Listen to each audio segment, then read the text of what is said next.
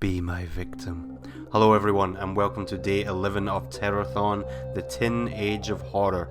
Last year we did what are called the Bronze, Silver and Golden Ages of Horror, covering all the different decades all the way up to the 90s. The Tin Age of Horror is a term that I have completely invented on my own because tin is one below bronze, right? I guess. Now, I consider the Tin Age of Horror to go from 1990 to 2002. Why 2002, I hear you ask? Well, in 2001, as you'll remember, there were the horrific September 11 attacks. These changed the face of the world forever, and the movie world, including horror. Things were never the same again. So that's my cutoff for the Tin Age of Horror. So we're going to briefly run through this period and discuss some of the key horror movies of the 90s and the early 2000s, just to give you an idea of how present-day horror came to be.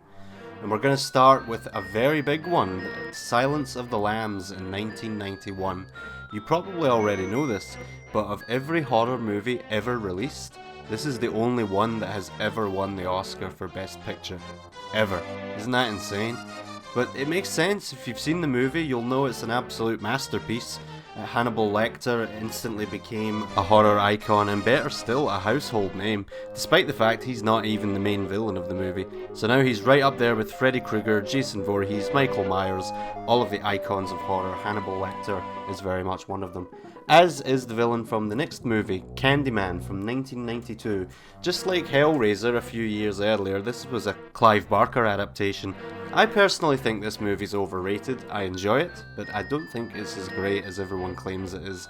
And for it to be a milestone horror movie of the 90s, it sort of speaks for the quality of the decade. Horror movies were starting to be seen as a joke. To some extent they always were, but even more so than ever, as exemplified by the next movie, Scream, in 1996. Directed by Wes Craven, this was a straight up parody of horror and all of its tropes and cliches.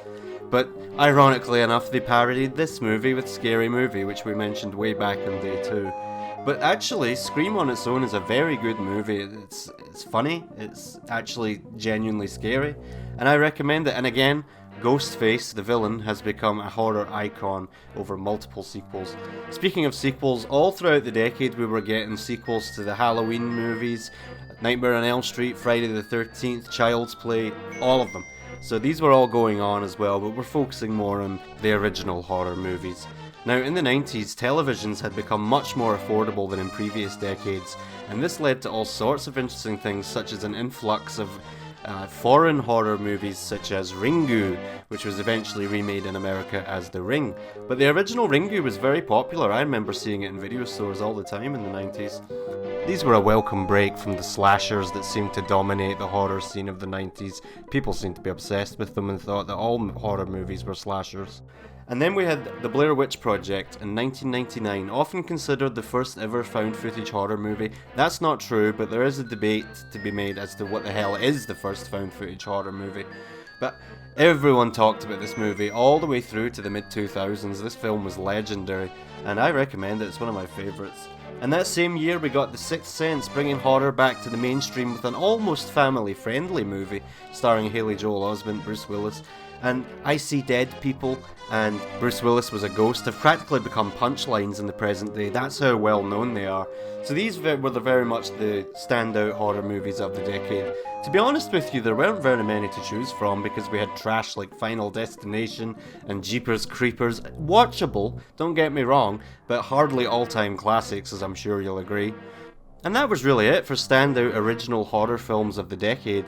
We're actually getting incredibly close to the present day, but we're not going there just yet. Not today. See you tomorrow.